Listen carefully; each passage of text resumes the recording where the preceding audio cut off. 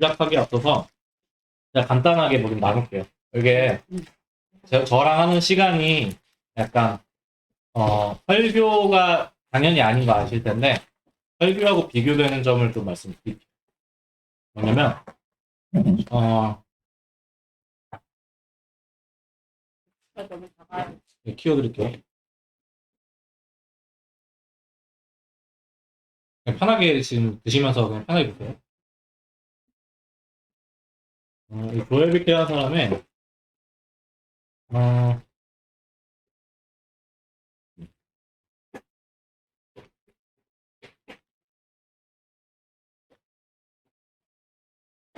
조엘 빅이라는 사람의 개혁주의 설교학이라는 책에 보면 저희가 공립의 지침서가 있대요. 웨스트민스터에서 신학자들이 설교자들은 이래야 됩니다. 라고 정한 게 있대요. 지침서에 보면 나온 게 뭐냐면, 어,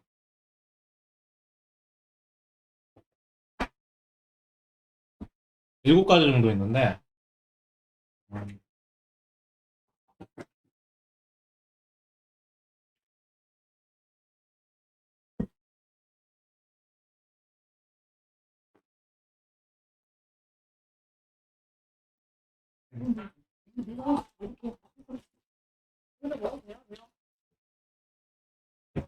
음, 여기 보면, 그, 가장 단순한 차이가 뭐냐면,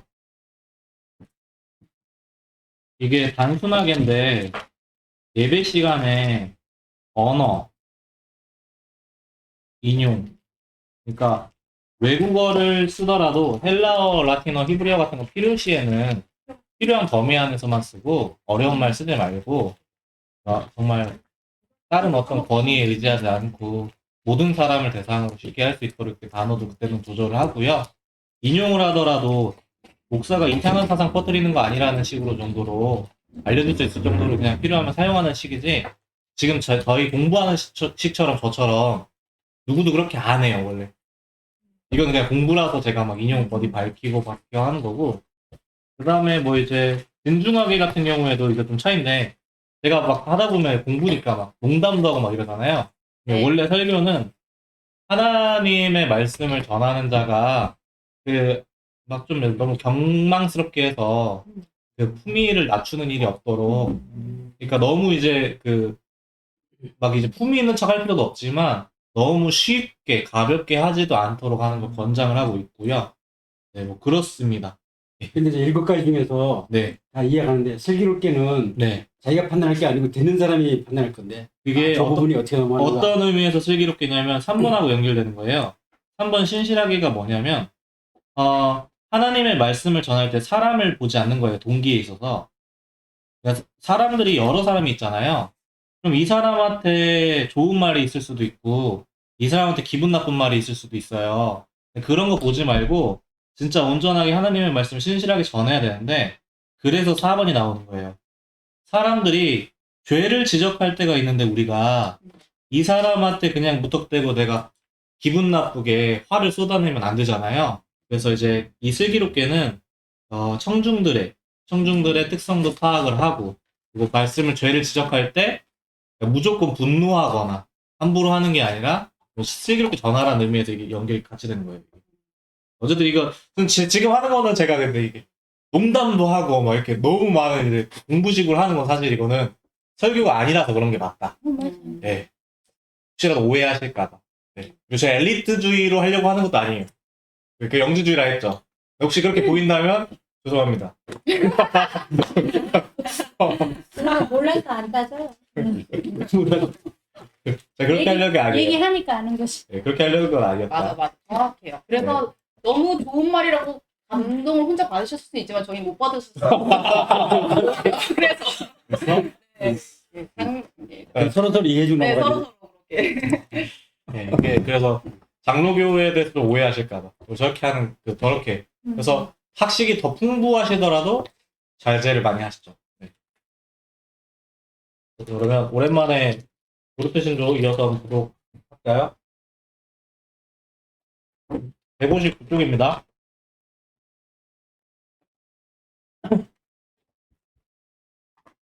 그날 시간에 했던 거랑 연결이 되거든요.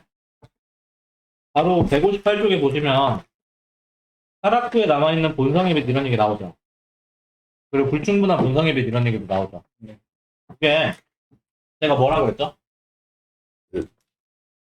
뭐랑 관련 있는 거라 했죠? 지식적인 부분인데 잠깐만 나눌게요. 다 지식 얘기예요. 이거 실제로 우리가 오늘 1년 부분에서도 그 얘기가 나올 거거든요. 무슨 얘기냐면 율법하면 보통 세 가지 정도를 얘기를 해요. 왜냐면 죄를 죄라고, 죄를 억제, 그다음에 구원받고 이제 삶의 규범 이 정도로 얘기를 하는데 보이시나요? 예. 이게 우리가 모든 지식이 어디서 왔다고요? 하나님으로부터. 하나님으로부터 받은 거예요. 모든 지식은. 애초에 저희가 어디서 시작하죠? 살아가기 전에 누구? 아담. 아담이 타락한 이후의 변화가 뭐였죠? 죽음이라고 표현하는 상태가 무지가 찾아온 거였죠. 이 무지와 어두움으로 인해서 이게 죽은 거예요, 이거를. 근데 이걸로 인해서 후손들이 그 전에 아담이 알았던 것도 이 지식이 있을 거잖아요. 같이 이렇게 배우는데 이 후손들이 얻는 지식에는 거짓이에요, 다. 전부 다 거짓이에요. 뭐가 있는 거예요? 항상 무지와 어두움, 이게 결함. 근데 얘가 보면 분명히 어딘가 맞는 것 같은 부분이 있다고 했어요, 제가. 왜 그랬죠? 거짓이니까. 거짓인데 참은 아닌데 약간 참 같은 비슷한 면이 있는 것 같아요. 거짓인데.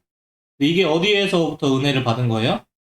아담이 하나님으로부터 받았던 지식의 은혜로 완전히 얘가 이상한 방향으로 정말 뭐라고 해야 될까?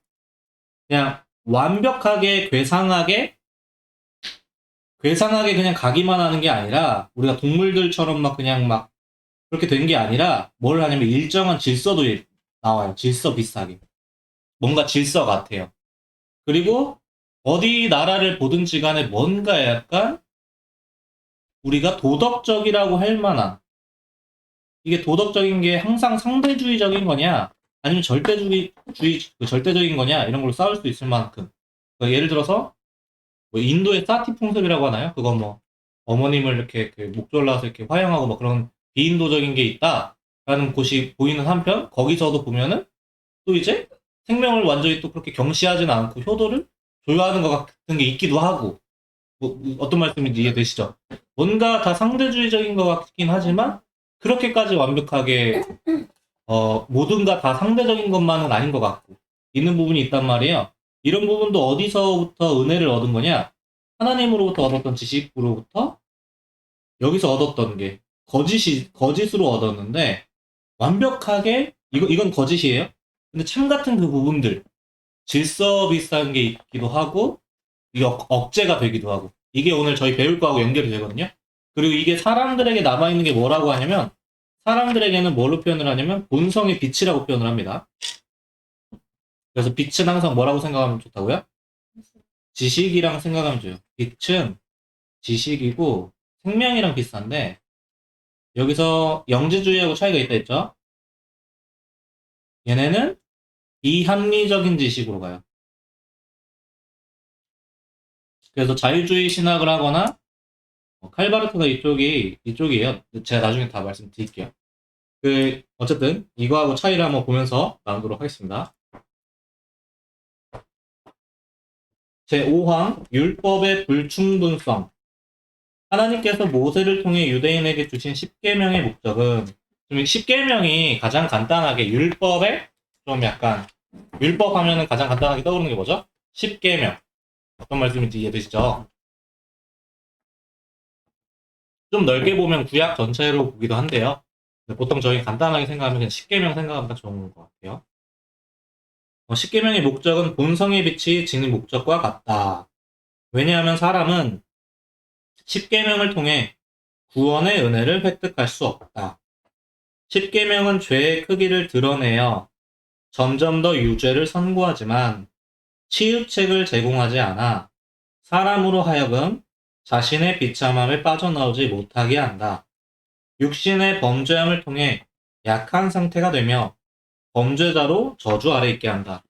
이게 또 저희 선배님이 얘기를 했어요.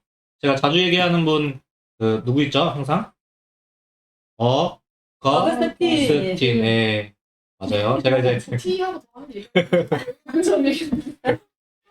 뒤에 더 있는 것처럼 어거스틴 뭔가 뒤에 더 나오는 것처럼 완벽하게 했는데 생각이 끝났어. 그분의 저서 중에 뭐가 있냐면 문자와 영이라는 작품이 있어요. 여기서 이분이 말씀하신 문자가 10계명이에요. 영은 복음인데 이 차이가 너무 간단해요. 어떤 의미냐면 제가 항상 말하는 거예요. 저희 개혁주의에서는 외적 계시와 내적 조명, 가르치심을 같이 봐야 된다 했잖아요. 이게 외적으로만 있으면 문자예요. 근데 이게 내적으로까지 우리 안에 주어지면 이게 영이에요.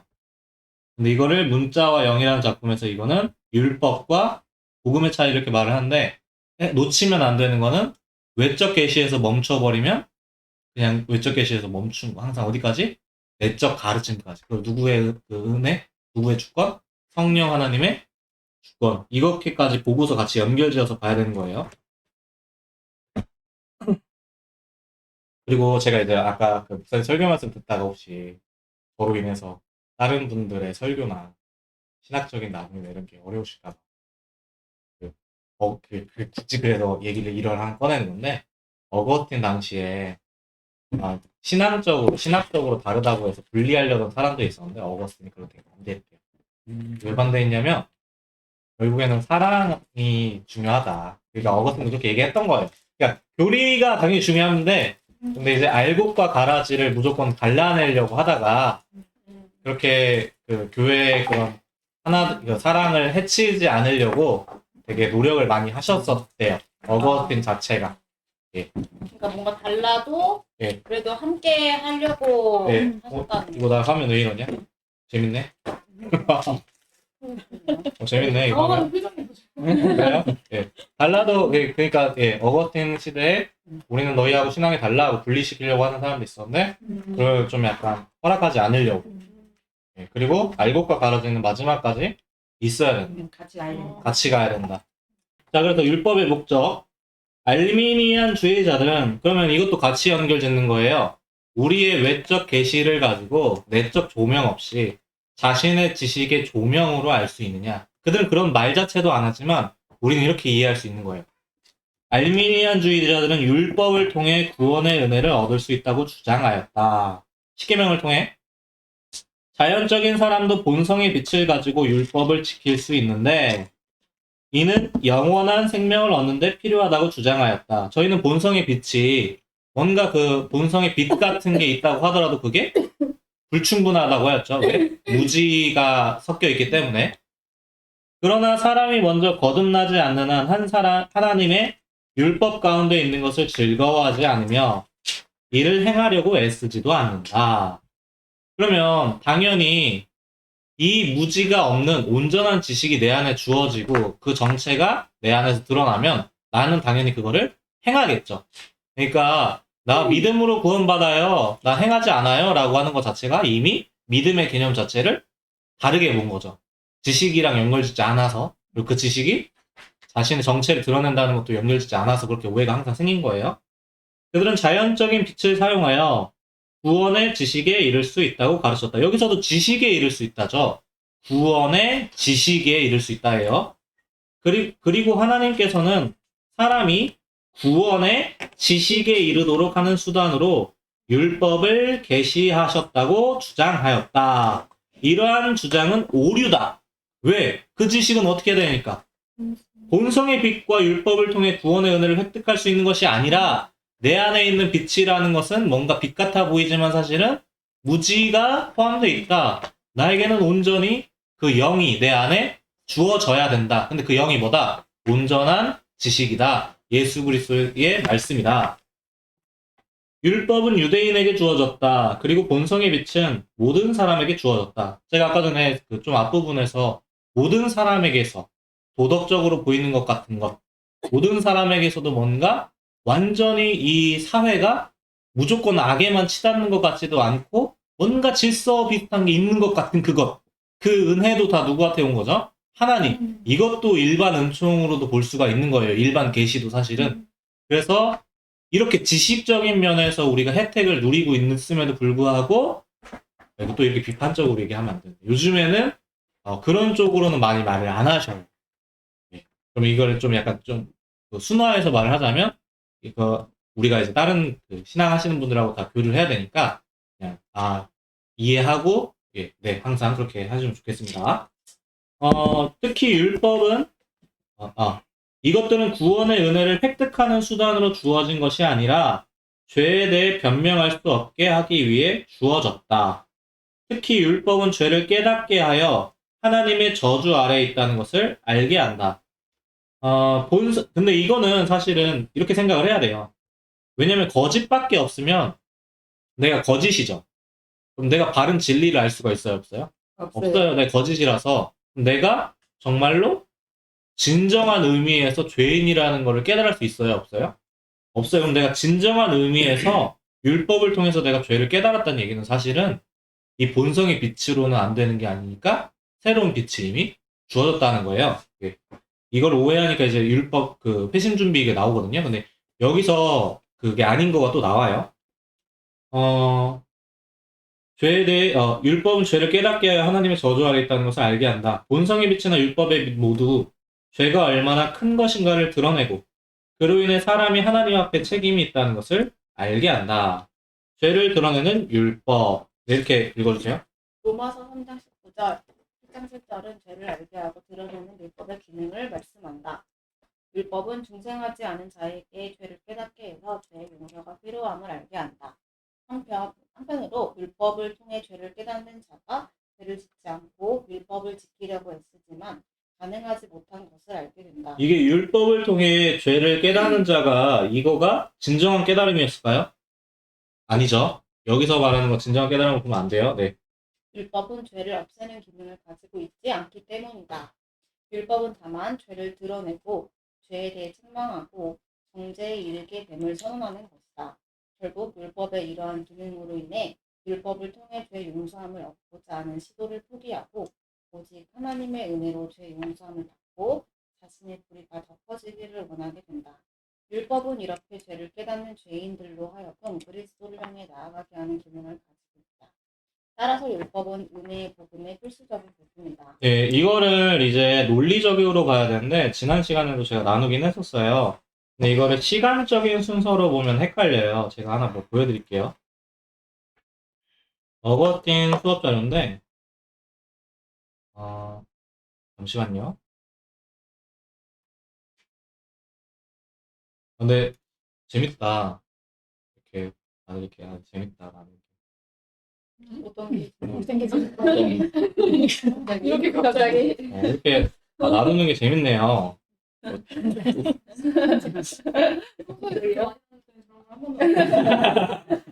아무 말도 안 할때. 재밌는데? 자, 볼까? 이 자료가 어딨지? 이거, 여기 그 어거스틴 저서 중에 제가 말씀드리려고 했던 게 써있는 게 있었거든요. 지금 뭔가 제가 지금 자료를 찾을 동안 잠깐 한번 율법에 대해서 한번 나눠보시겠어요? 근데 율법이 네. 나쁜 건 아니잖아요. 예, 나뿐만 아니지. 그런데 네, 저 약간 헷갈려요. 율법을 지키는 사람들이 네. 나쁜 사람이에요. 유대인들 그거 제가 잘 알려드릴게요. 걱정하지 마세요. 벌써 걱정이 되네요. 그게 뭐냐면 제가 아까 본성의 빛으로 하는 거는 다 뭐라고 했죠? 거짓. 도덕적인 면이 있는 것 같지만 우리가 사실은 그것도 무지가 있고 그것도 이제 거짓이라고 했잖아요. 그럼 이제 율법을 지킬 때 어떻게 지키느냐에 나의 본성의 빛으로 그 무지한 빛으로 지키는 게 아니라 아예 그 율법을 지킬 수 있는 정말 온전한 그 영이 그 지식이 내 안에 다시 새로 거듭남으로 심겨서 이걸로 행하는 거. 그러니까 본성의 빛이 외적 계시만 있는 상태에서 내가 거짓된 본성의 빛으로 지키는 거는 인정을 안 하는 거죠. 근데 내가 거듭나서 내 안에서 온전한 예수 그리스도의 말씀의 지식으로 율법이 사랑이라고 하잖아요. 그 사랑의 지식이 내 안에 있어서 드디어 그게 그냥 드러나면 그거는 이제 그 본성의 빛이 아니라 복음의 빛으로 드러낸 사랑이니까 그거는 이제 인정을 하는 거죠. 좀 차이가 이해되나요? 사람 안에는 그래서 뭐밖에 없다? 거짓밖에 없다. 근데 거짓으로도 뭘 지키는 것처럼 할 수 있다? 율법을 지키는 것처럼 할 수 있다. 근데 이거 어디 갔냐? 나 이거 자료 있었는데. 이해를 못 하시는 것 같아요. 아니요, 그게 아니고 네. 그냥 다 아는 얘기를 들은 것 같아요. 진짜로? 역시 머리가 좋으시네요. 아니 그렇게 따지면 그냥 똑같은 거잖아요. 그러니까 이게 율법이 들어가지 않고 다른 게 들어가면 다 똑같은 거 아니에요? 율법을 지키는데 내가 거듭나지 않고 지키려는 게 아니다. 그러니까 하나님의 조명 아래 율법을 지키면 그게 맞는 거죠. 조명은 이미 그 말씀이 예수 그리스도의 복음이 내 안에 심기어진 거고 그 복음은 그 율법은 원래 사랑인데 율법의 목적도 원래 사랑이잖아요. 그 사랑이 내 안에 있는 지식이 자연히 그 정체를 드러내면 나의 모습에서 그 사랑이 드러나는 거다. 그래서 그렇게 해서 율법이 당연히 따라지는 것처럼. 그러니까 무슨 얘기냐면 내 안에 악보, 그러니까 악보가 있어요. 어떤 피아노 악기를 연주를 해야 돼요. 내가 그걸 연주를 하려면 내가 그런 사람이 악기처럼 그 악곡을 연주하는 사람이 되려면 그 악곡에 대한 지식이 내 안에 있어서 내가 행동을 할 때 악기의 음색이 드러나야죠. 그런 것처럼 내 안에 주어져야 되는데 만약에 내가 갖고 있는 악보 지식이 왜곡돼 있어요. 이거 볼 때도 왜곡되게만 봐요. 악보가 바깥에 있는데 제가 만약에 왜곡되게 봐요. 그 연주하면 무조건 뭐예요? 비슷한 것 같지만 오류죠. 그렇게 하는 게 아니라 아예 새롭게 그 악보가 새겨져야 된다는 거죠. 그러면 네. 유대인들은 네. 율법을 지킬 수가 없잖아요. 아, 유대인들이요? 그거 유대인들은 지키라고 줬다고 하시던데? 근데 네. 지금 말한 대로 말을 근데 하면 이제 네. 신약 시대 이후 예수님이 오신 이후에는 복음의 정체성이 우리 마음속에 우리한테 심겨졌잖아요. 이방인들한테. 네. 그렇기 때문에 우리는 가능하죠.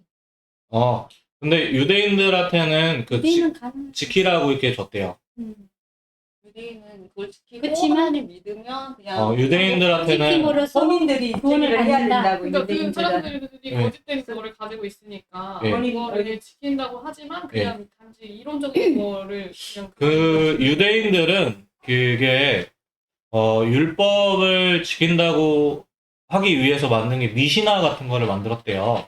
저도 이제 정확하게는 모르는데 그게 이제 장로들의 구전 해가지고 이제 예수님께서 거절하셨던 그거라고 알고 있는데 이제 자기들의 생각으로 해석을 하고 자기들의 생각으로 만들고 자기들의 생각으로 이렇게 해가지고 결국에는 온전히 지키지 못했던 거가 같아요. 근데 거기서도 보면은 구약에서도 구원받는 사람들 나오잖아요.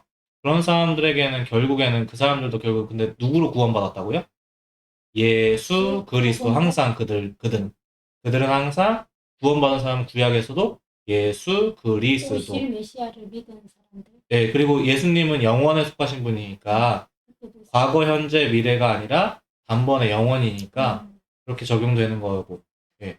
그리고 그래가지고 저도 이제 솔직히 유대인에 대해서 자세하게 나눠가지고 하면 조금 아직은 헷갈려요. 그러니까 말씀을 제대로 나누는 거. 왜냐면 솔직히 제가 뭐 위주로만 배우냐면 거의 그냥 이렇게만 배워요. 유대인과 이방인의 구분이 없어졌다로만 배워요. 지금 학교에서. 그러니까 뭐냐면 어거스틴 신국론 같은 경우에도 저게 그 하나님의 도성이라는 저작품이 어거스틴의 3대 저작이라는 거에 들어가거든요. 그러니까 고백록이 있고 뭐 이제 그 삼위일체론이 있고 신국론인데 제일 말년에 쓴 작품에 속할 거예요. 아마 신국론이. 거기에 보면 교회를 하나님의 그 백성의 계열 같은 걸로. 그러니까 약간 아벨과 가인이 있으면 교회를 아벨의 계열 쪽으로. 그러니까 교회가 아닌 쪽은 약간 가인의 그 계보 쪽으로 이렇게 봐요. 근데 그러니까 그 이후에 제 생각에 그 이후에 많은 교회에서 유대인과 이방인으로 이렇게 하는 게 아니라 교회와 세상적인 구분으로 많이 뒀던 것 같아요. 음. 그러면 이제 근데 이제 저희가 재밌는 거는 제가 옛날에도 말씀드렸지만 요즘에는 그래서 뭐가 강하냐면 서로 이제 비난하는 게 서로 비난하시는 게 유대인과 이방인을 구분을 해야 된다고 하면서 기존에 있는 교회를 너네들은 잘못됐어라고 욕을 한다든지, 기존에 있는 교회에서는 유대인과 이방인 얘기만 하면 무조건 이거는 뭐 그 세대주의야 이렇게 욕을 하는데, 제가 저번에 루터 거 보여드렸던 것도 그 말씀드렸던 거가 하나가 세대주의라는 그 신학이 나오기 한 2, 300년 전에 앞서서 루터가 이미 그런 거 구분을 얘기하기도 했었고, 근데 그렇다고 해서 뭐 무조건 유대인과 이방인을 얘기한다고 해서 무조건 세대주의도 아니고, 그리고 우리 교회 자체가 그동안에 그 교회를 하나님의 도성으로 보고 세상을 이렇게 가인의 도성처럼 봐서 유대인과 이방인을 구별하지 않았다고 해서 무조건 기존에 있는 교회가 신학을 전부 다 쓰레기통에 집어넣듯이 그렇게 인본주의라고 몰아갈 것도 아니고 그런 영역일 것 같은데, 제 생각이 그래요. 제 생각이에요. 근데 그분들의 입장에서 굉장히 첨예하게 민감하게 말씀을 나누시는 부분이 있는 것 같아요. 어떤 부분이냐면 저희가 1948년 이스라엘 회복됐잖아요. 그러면 이제 그냥 그럼 하나님의 정말 그 뜻이 어디에 있는가도, 그러니까 교회의 뜻이 아예 없다 이게 아니라 어떻게 유대인과 이방인을 어떻게 바라볼 것인가 신학적으로. 옛날에는 우리가 이게 이스라엘 민족 없어지고 해서 교회라고 생각을 했는데 라고 생각을 해볼 수도 있을 거고, 그죠? 그리고 기존에 있는 유대인과 이방인을 나누는 그쪽 계열에서는 실제로 세대주의가 문제가 되는 영역이 있거든요. 그런 부분에 있어서 같이 나누면서 해야 되는데 또 민감하게 그냥 서로 막 이제 그냥 다 부정하는 거야. 가 있지 않나. 저의 짧은 생각을 나눠봅니다. 어쨌든 제가 이제 그 다른 영상에서 나눴는데요. 어거스틴 때부터 이미 이렇게 단계 같은 걸 말했어요. 근데 그 단계가 아니라 논리적인 거예요. 율법으로는 죄를 인식한다.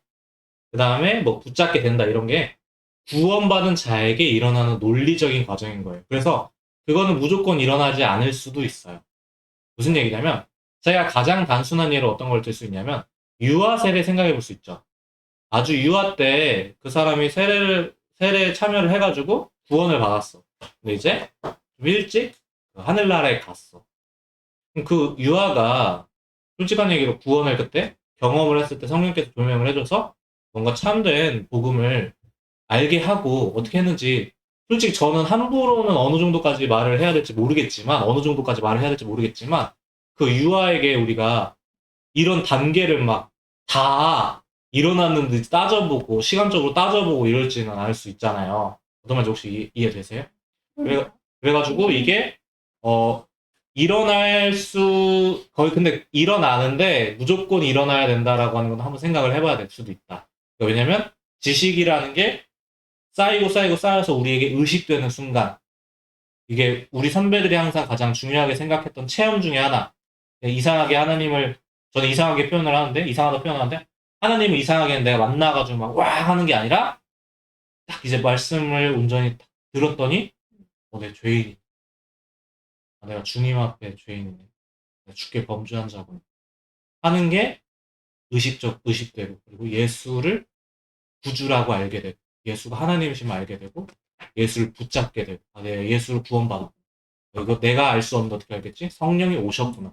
약간 이런 고백들이 좀 약간 많이 있었고, 실제로 우리가 생각을 할 때 이런 장로교적이고 정통적인 기독교의 그런 신앙의 고백을 하시는 분들 보면 이런 제가 말했던 얘기 하잖아요. 그럼 많이 공감을 많이 하세요. 나도 그랬지. 나도 저런 게 있었지. 이렇게. 그렇지만 이거 가지고 무조건 시간 단위로 쪼갤 수는 없죠. 예, 시간 단위로 나는 죄를 깨닫는 단계야. 이러면 안 되죠. 어떤 말인지 이해되세요? 너는 지금 죄를 깨닫는 단계야. 그럼 죄를 깨닫는 단계를 만들고 싶어도 뭐 하냐면 이제 막 이제 무섭게 하는 거야. 그게 아니라는 거죠. 예. 그러면 예, 어쨌든 계속 읽어주세요. 까먹을 있지. 것 같은데 다들. 제가 이제 뭐에서 하려고 했냐면, 율법은 죄를 드러내고 죄에 대해 책망하고 정죄에 이르게 됨을 선언하는 것이다. 결국 율법의 이러한 기능으로 인해 율법을 통해 죄의 용서함을 얻고자 하는 시도를 포기하고 하나님의 은혜로 죄의 용서함을 받고 자신의 불의가 덮어지기를 원하게 된다. 율법은 이렇게 죄를 깨닫는 죄인들로 하여금 그리스도를 향해 나아가게 하는 기능을 가지고 있다가 여기서 이게 단계적이라는 게 아닌 거죠. 시간적인 단계에서 일어나는 게 아닌 거죠. 왜?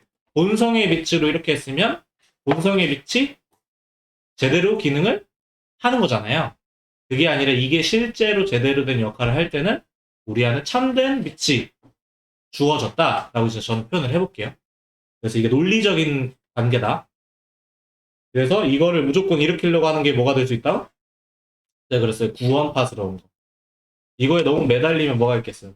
너 이 경험했어? 언제 했어? 몇 월, 며칠, 몇 시, 몇 분에 어떤 걸 어떻게 했어? 그렇게 하는 게 아니죠.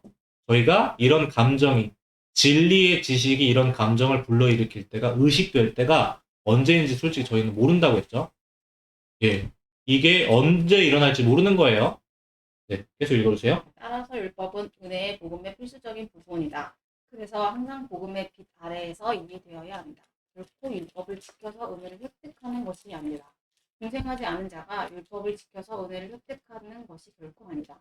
중생하지 않은 자가 자신의 능력으로 율법을 결코 지킬 수 없기 때문이다. 네. 율법의 기능 자체가 죄를 뭐 깨닫게 하는 거라는데, 중생하지 않으면 율법을 결국 지킬 수도 없대. 율법의 기능 하나도 수행할 수가 없다는 거잖아요. 수행이 안 된다는 거잖아요. 율법의 기능 자체가. 그죠? 그리고 우리가 전도할 때도 그래서 때를 얻든지 못 얻든지 전하다 보면 그 언제인지 모르겠지만 그 안에 새겨진 복음이 마침내 역사할 때를 기다리면서 하는 거고. 네. 다음 분. 제6항 복음의 구원 능력 읽어주세요. 복음의 구원 능력, 본성의 빛이나 율법이 할 수 없는 것을 하나님께서는 말씀 혹은 화해의 사역을 통해 성취하신다. 예. 그래서 우리 예수 그리스도가 중보자예요. 중보자.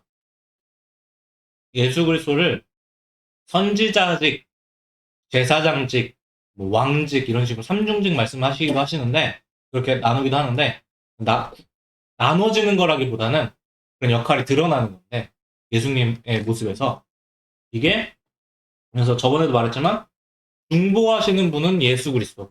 그래서 중보 기도라는 표현도 사실은 교회 안에서 쓰면은 안 돼요.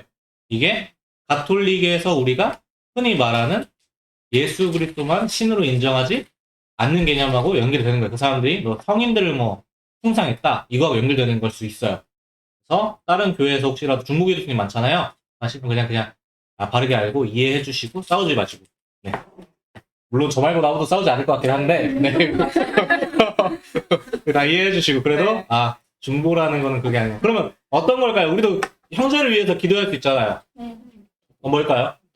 도고기도 위로적인 느낌이 있다고 하더라고요. 네. 이는 메시아에 대한 복음이다. 하나님께서는 이를 통해 구약과 신약 아래 있는 신자들을 구원하시기를 기뻐하셨다. 성령의 역사, 본성의 빛이나 율법의 행위를 가지고 구원을 획득할 수 없다. 알미니언주의자들이 말하는 것처럼 자유의지를 가지고 회개와 믿음의 조건을 충족시켜서 구원을 얻을 수 없다. 무엇보다도 자연인은 전적으로 부패하였으며 본질상 진노의 자녀일 뿐이다. 구원을 위한 선을 행할 수도 없으며 죄악에 기울어져 있고 죄 가운데 죽어 있고 죄종된 상태에 있어서 하나님에게로 돌아가기를 원하시지도 않으며 돌아갈 수도 없다. 이게 아까 전에 그 누나가 말씀하셨던 부분인 거예요. 율법을 지키는 사람들 근데 사실 그들이 지키는 것 같지만 뭘로 지키는 거예요? 본성의 빛으로 지키는 거예요. 그래서 안 되는 거예요. 본성의 빛으로 믿을 수 있도록 준비를 시킨다 이런 얘기가 이게 전적인 타락을 사실 그래서 부정을 하는 거죠. 왜? 아까 전에 어거스틴 얘기를 했지만 율법이 문자와 영에서 뭐냐면 외적으로 이미 있는 거는 뭘로 보고? 문자.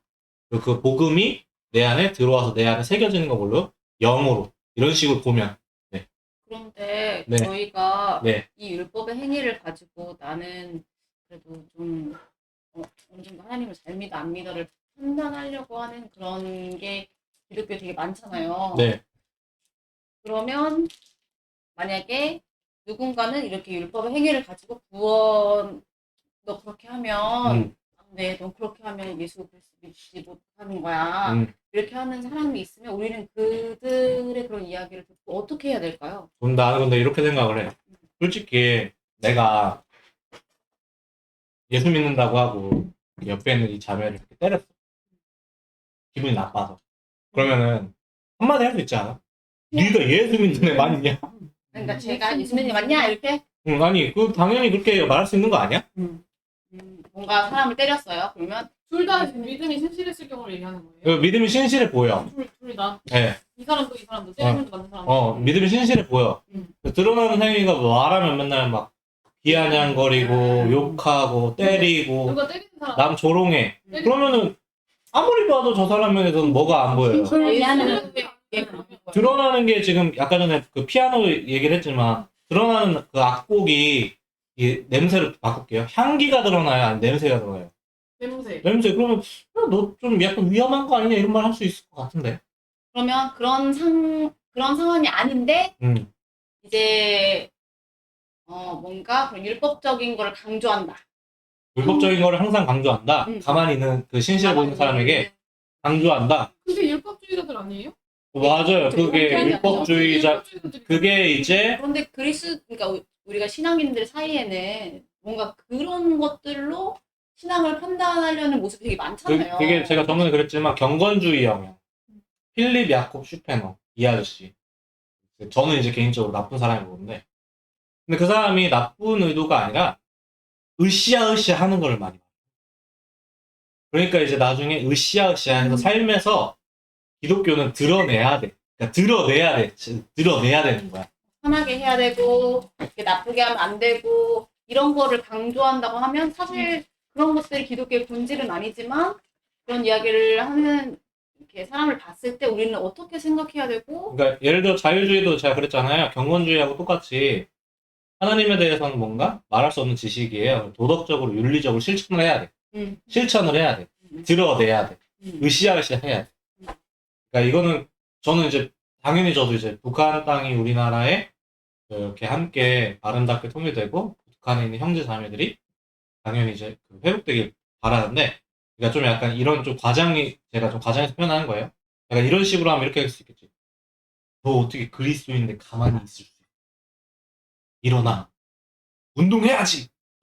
너 하나님이 정말 이게 되게 위험한 발언일 수도 있겠다. 지금 그렇게 생각하시는 분 많은데. 취소, 다른 예시로 해야지. 그래도 좀 너무한 것 같아. 그래, 다른 예시. 동물인권. 어떻게 저 고통받는 닭이 뭐 3개월에. 좀 위험한 발언인 아, 그래? 그러면 그냥 방송 끝나고 편하게 얘기하면 그러면 그런 형제 자매를 봤을 때 우리가 사실 그게 기독교의 본질은 아닌데 그런 믿음을 하고 있는 형제 자매를 봤을 때 우리는 그냥 그래 하고 넘어가는 거예요. 제가 저번에도 나왔지만 루터의 소명과 관련된 단어가 베루프라고 했죠. 베루프. 각자가 있는 자리가 하나님이 부르신 자리여서 정말 그 안에서 최선을 다하는 거예요. 그렇게 해서 정말 내가 드러나려고 나댄 게 아닌데 산 위에 있는 동네가 숨겨지지 못하고 등경이 이제 말 위에 올려지듯이 정말 어느 순간 보니까 저 사람은 정말 정직하고 저 사람은 자기 일에도 최선을 다하고 저 사람은 뭔가 진짜 좀 그런 게 자연스럽게 드러나는 게 이런 식으로 좀 되는 거를 저는 이제 생각을 하고요. 이렇게 그런 사람들에게도 가서 너 이렇게 드러내야지. 활동해야지. 뭐 하는 짓이냐. 이렇게 말하는 거는 조금 약간 뉘앙스가 다르지 않나. 그러니까 자기 일에 정말 묵묵히 최선을 다했더니 왜 그 있잖아요. 칼빈주의가 가는 곳마다 나라들이 이제 부유해졌대요.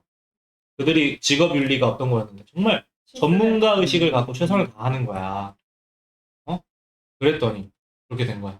그러니까 그러니까 신앙에 근접한 그렇지 않은 그런 우리의 기독교인의 형제 자매를 보더라도 그냥 우리는 우리의 역할을 묵묵히 하는 게 오히려 더 도움이 될 수 있다.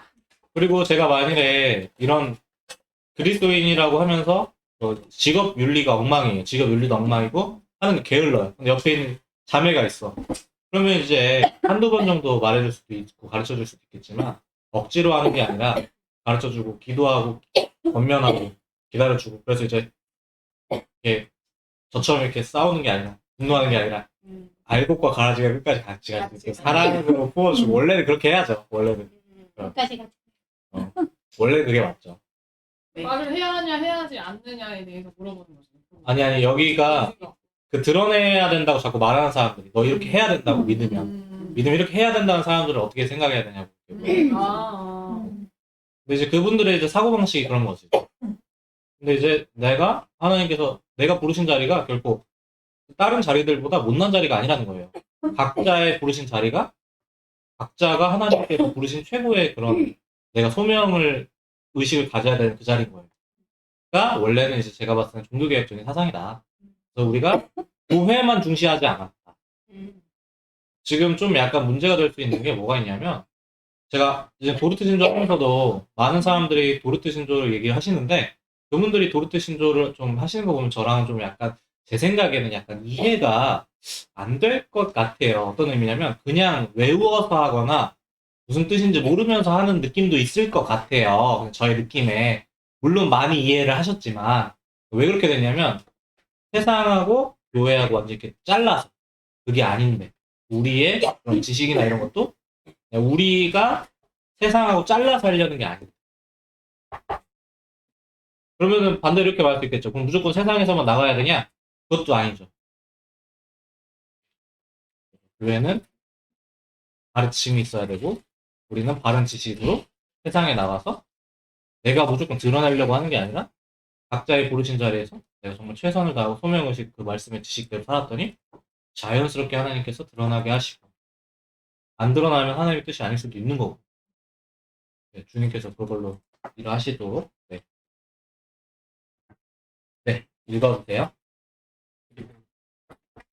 네, 따라서 자연인은 자신의 의지로 회개할 수 없으며 복음을 믿을 수 없다. 구원을 위해 우리 자신을 예비시킬 수 없다. 예, 예비시킬 수 없다고 나왔죠. 욥기서 14장 4절로 여기 근거에 들었네요. 한번 읽어봅시다. 욥기서 14장 4절 말씀입니다.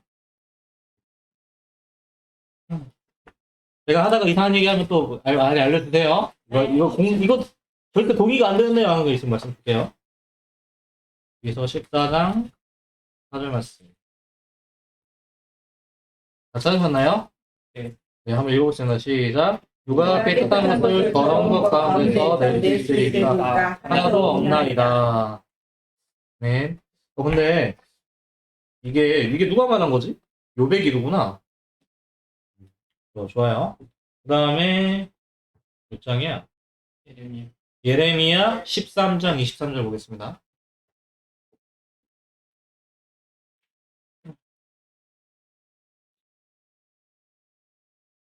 (13장) 23절 말씀입니다. 같이 읽겠습니다. 시작. 불주인이 그의 피부를 표범이 그의 반점을 변하게 할 수 있느냐? 할 수 있을진데 악에 익숙한 너희도 선을 행할 수 있으리라. 아멘. 이게 그래서 우리가 예비를 시킨다든지 이렇게 하는 것도 뭐하고 어긋나는 거다? 전적인 타락하고 어긋나는 거다. 그래서 도르트 신조하면 다들 이렇게 많이 말씀을 하세요. 보통은 어떤 거냐면 해드릴게요. 보통은 5개만 말씀하세요. 핵심적인 교리로. 첫 번째가 전적 타락.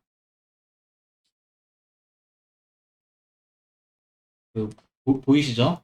그 다음에 두 번째가 무조건 선택.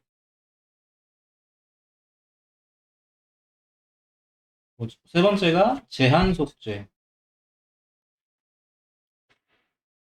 순서는 바뀌어도 상관없어요. 근데 전적 타락은 맨 위에 있으면 가장 좋아요.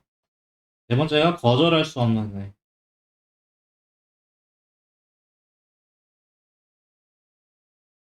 다섯 번째가 성도의 견인인데 이게 항상 문제예요. 인간이 스스로 믿을 수 있다, 없다. 이게 가장 중요한 거예요. 그래서 얘 아무 조건도 안 된다 했죠.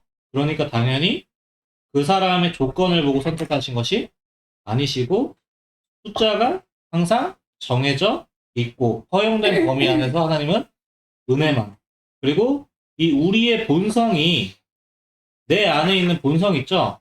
본성의 빛이 불충분하다고 했죠? 얘가 뭐만 선택하죠? 악만 선택하죠? 그럼 이게 하나님의 은혜를 선택하고 안 하고가 없는 거예요, 얘는. 하나님의 은혜를 선택하고 안 하고가 없는 거고 뭐죠? 아예 새 생명이 심기는 거예요, 새 생명이. 인각되어지는 거예요. 그리고 이거를 뭐 하시는 거예요? 견인하시는 거예요, 하나님의 은혜로. 이 새 생명이 하나님의 은혜로 견인하는 거예요. 이 새 생명을 아예 심어주시는 거.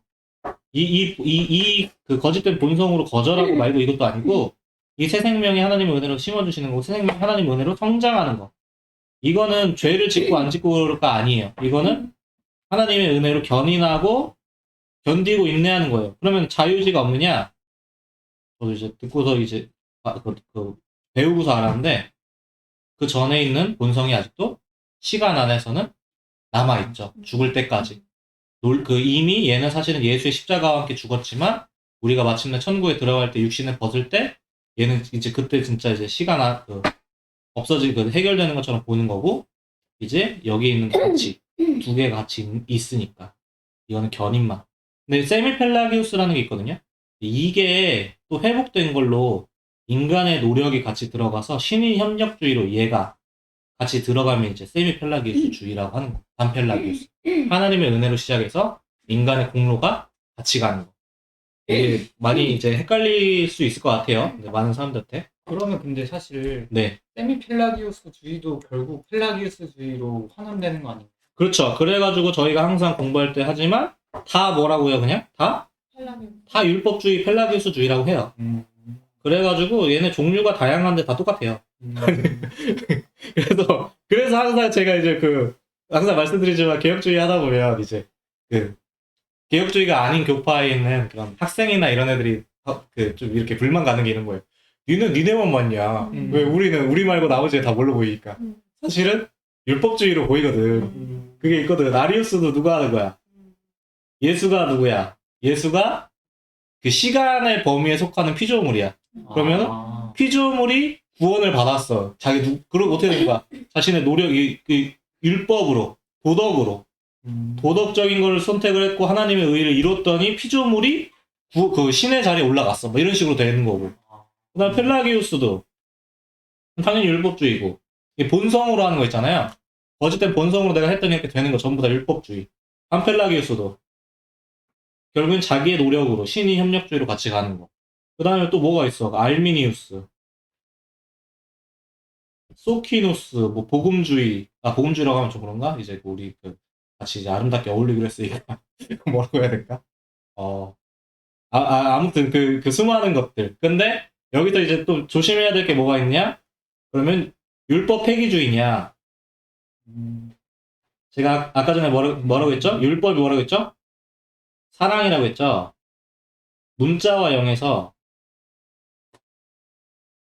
이 율법이 사랑인데 예수님도 폐하러 온 것이 아니라 완성하러 오셨다고 했잖아요. 네. 영이 지식이 그 안에 이제 새겨지는 것, 마음에 새겨져서 그걸로 이제 사랑을 드러내야지. 외부에 있는 그거가 아니라 외부에 있고 내가 본성으로 얘를 지키려고 하는 게 아니라 그 사랑이 내 안에서 심겨서 그 사랑이 직접 드러나는 것. 이렇게 가야지. 근데 율법을 폐기하면 뭐가 없어요? 사랑을 폐기한다는 거잖아요. 그러면 이제 본성 말고 뭘로 살아야 되는데? 사랑으로 살아야 되는데 사랑을 폐기하면 안 돼요? 안 되죠. 네. 일단 율법 폐기주의 검색해 보시면 쉽게 나오는데 10계명을 폐기했다 이렇게 나와요. 율법 폐기주의 뜻 자체가. 뜻 자체에서 말이 안 되는 거예요. 근데 이거 저도 이제 배워가지고 이렇게 좀 약간 제가 반 웃자고 얘기하는 건데 저처럼 말하는 사람이 거의 없어요. 왜냐면 제가 신학교 다녀오잖아요. 저도 이제 다 배우고 한 건데 이렇게 말을 안 해요. 엄청 길어요. 내용이 엄청 길고 복잡하게 얘기해요. 율법주의, 율법 폐기주의가 교회사 안에서 뭐 반복됐다 이렇게 말을 하는데 그게 좀 약간 뜻 자체를 살펴보면 이미 말이 안 되는 거다 라고 한번 나누고 넘어가겠습니다. 성령의 중생해분 갱신하는 역사 없이는 회개하거나 믿을 수 없는 것이다. 성령은 선택된 죄인에게서 역사하셔서 그 영혼을 변화시키신다. 성령은 우리의 죄악을 알게 하시고 불의를 가릴 수 있는 의가 필요함을 깨닫게 하신다. 예, 여기 이미 나왔죠. 성령이 이미 오신 거예요. 죄를 깨닫게 하시고 이거는. 뭐와 함께 항상 함께 하시죠? 진리의 말씀과 항상 함께 하십니다. 그래서 아까도 그랬지만 우리가 도덕 법칙을 가지고 말씀이 아닌 그 특별 계신 성경이 아닌 도덕 법칙을 가지고 말을 하는 게 아니에요. 항상 성령이 뭐하고 함께 하신다고요? 진리의 말씀. 그러면은 제가 이제 원래 해석을 함부로 하면 안 되는데 이렇게 한번 생각을 한번 해볼 수 있는 거예요. 우리가 신령과 진정으로 예배드릴지 했을 때 이게 신령과 진정으로를 정말 많은 해석이 존재해요. 교회 안에서. 정말 저는 진짜 교회 다니면서 신령과 진정에 대한 해석을 막 농담이 아니라 한 7, 8가지 들은 것 같아요. 대부분 어떤 거냐면 내 마음을 다해서 드려라 쪽으로 갔던 것 같아요. 눈물을 흘리면서 드려라 이런 쪽으로 많이 갔던 것 같아요. 근데 저의 지금 생각에 원래 해석을 함부로 하면 안 되거든요. 그냥 좀 걸러 들으세요. 그러니까 나중에 이제 100% 믿지 마세요. 저의 생각에 신령과 진정으로 하는 게 영도 지식이야. 성령 온전한 지식이야. 그러니까 하나님께서 온전한 지식에 역사하시는 게 또 성령께서 내적 조명이 있으신 거예요. 신령과 진정으로가 나는 진리의 말씀과 진리의 말씀에서 역사해 주신 성령 안에서 해라. 약간 이런 쪽이 아닐까. 이런 관점으로 봤을 때 그렇게 하면 좀 약간 개인적으로는 좀 더 명확하게 와닿는 것 같더라고요. 왜냐면 눈물과 막 나의 마음을 다해서 들으라. 그것도 굉장히 아름다운 해석인데 되게 감정적으로 치우쳐져 있네요. 성령은 누구하고 함께 하시니까 진리의 말씀. 그래서 성례도 외적 방편 말씀 그 가운데 안에 진정한 말씀의 의미로 다가오시는 거예요. 네. 계속 읽으세요. 그리고 그리스도 안에 이러한 구원의 능력이 준비되어 있음을 알게 하신다. 성령은 이렇게 영적으로 각성이 일어난 영혼을 그리스도에게로 인도하신다. 여기서도 각성은 이제 어떤 좀 약간 걸러 들으셔야 되는 거 알죠? 네. 성령께서 그 영혼에게 믿음이 일어나게 하신 것이다. 따라서 이 믿음으로 그리스도에게 나아가고 이로써 그리스도에게 연합되어 죄 용서함을 받으며 의를 부여받는다. 네, 그래서 지금 이거가 분명하게 논리가 다 이렇게 가르칩니다. 뭡니까? 사람은 믿을 수가 없다. 그 안에 믿을 수가 없다. 그래서 말씀을 들을 때 성령께서 역사하셔서 그 안에 뭘 주신다? 새롭게 믿을 수 있게 역사하신다. 그래서 믿음이란 무엇이냐? 내가 믿는 것이 아니다. 성령께서 복음의 말씀의 지식을 주셔서 그걸로 믿음을 드러내게 하시는 것이다. 근데 이게 사실은 요즘 신학계에서 많이 다뤄지지 않아서 이거를 빼고 많이 다투신다. 네, 그래서 우리가 가장 기초적인 것 자체도 지금은 다르다. 이해가. 그러면 어떻게 해야 되느냐? 어떻게 해야 될까요? 제가 계속 이렇게 하는 이유는 제가 너무 이제 계속 이제 이거 의식해서 그래요. 좀 이제 다른 때랑 너무 이제 안 좋게 보게 만들까봐. 왜냐면 이제 맨날 기초라고 하면서 기초도 다르잖아. 그러면 이제 사람들한테 이제 안 좋게 그렇게 배타적으로 가면 안 되니까. 근데 만약에 이제 믿음이 뭔지 모르는 사람도 있다. 그럼 어떻게 해야 될까요?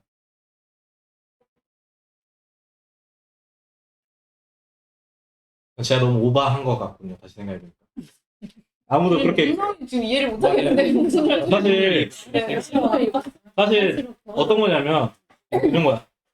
벌써 이거 하면 뭐라고 그럴 거냐면 사람들이 싫어할 거란 말이에요. 믿음은 내가 믿을 수 없는 거고 하나님께서 나에게 알려주셔서 내가 믿는 거야 하면은 어떤 게 있을 수 있냐면 야 그렇게 따지지 마 그냥 믿어.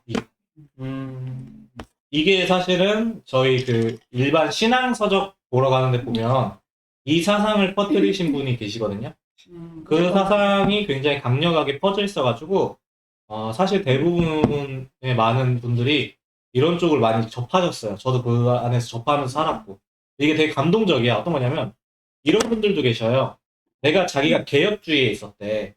개혁주의 하다가 이랬대. 어린아이의 그 믿음을 보고 이랬대. 그래. 왜냐면 개혁주의 공부 많이 하잖아요. 그래. 이렇게 공부할 필요가 있어?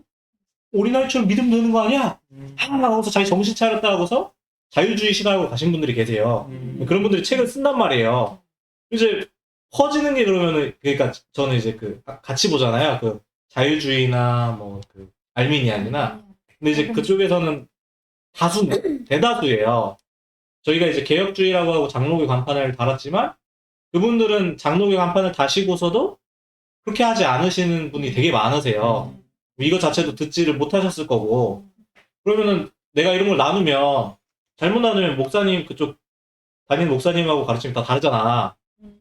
그런 사람들하고 접할 때 이제 약간 비판도 올 수도 있을 것 같고 우리한테 머리로 하는 거 아니야라고 비판도 올 수도 있을 것 같고 어떻게 해야 될까? 저도 이제 고민을 한번 해보면서 나누면서 한번. 그냥 그분들이 비판하면 네 하고 저희 그냥 계속 전화하면 안 될까요? 네, 네 하고 그렇게 하면 안 될까요? 네, 그것도 그런데 말씀하신 것처럼 사실 네. 머리가 아닌 가슴으로 라는 말을 네. 조금 더 깊게 생각해 보는 게 좋지 않을까. 사실 우리가 아닌 가슴으로. 그 우리 임 선생님께서 말씀하셨듯이 제가 복음주의 대표 인물로 로이드 존스 목사님 말씀드렸잖아요. 그분의 책들에서도 수많은 제가 기억하기로는 많았던 것 같은데 항상 지식이 먼저라고 말이 나와요. 그러니까 로이드 존스 목사님께서 복음주의시지만 공부를 되게 많이 하셨어요. 그러니까 공부를 안 하신 분이 아니세요. 저 따위하고 비교도 안 되게 진짜 막 학식이 막 도서관에서 살았나 그럴 거야. 그 원래 목회자분들이 도서관이 뭐냐면 하나님의 말씀을 연구하고 공부하고 기도하는 그곳이 원래 목회자에게 필요한 그런 공간인 거예요. 근데 이제 로이드 존스 목사님 그렇게 공부를 많이 하시다 보니까 복음주의시지만 항상 그런 얘기가 나와요.